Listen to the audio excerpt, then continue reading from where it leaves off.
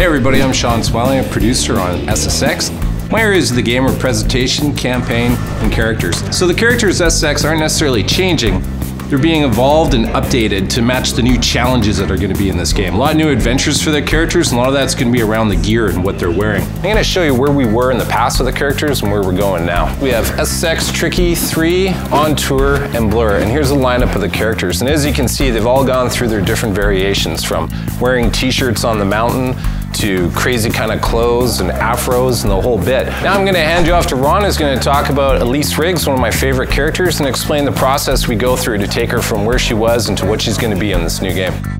I'm Ron Bignell, art director on this franchise, and I'm just going to take one of the characters here, run you through sort of a process in terms of how we're evolving our characters. It's about staying true to the franchise and bringing the SSX IP characters of the old and bringing them into the SSX of the future. And there's a flavor that's going on here which is more about believable gear, believable wardrobe to enable the characters to exist and do their best in this more of a rough, natural world.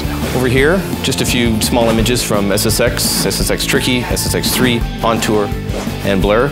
And you can see she's remained very consistent.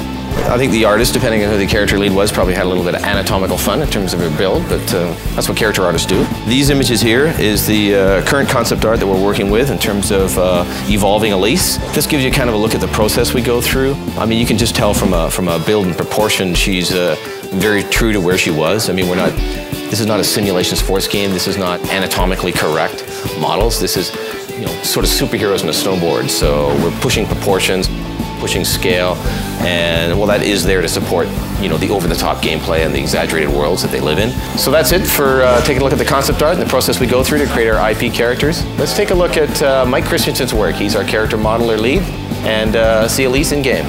All right, so I'm going to go through a few quick steps on how she was created. The first step is getting the concept, and then from the concept really getting a sense of proportion and scale of the character.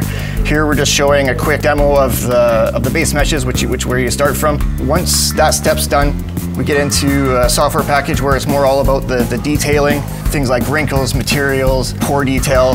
Once all the high resolution details are done, what we do is we bake them down to textures and then apply that to the game mesh.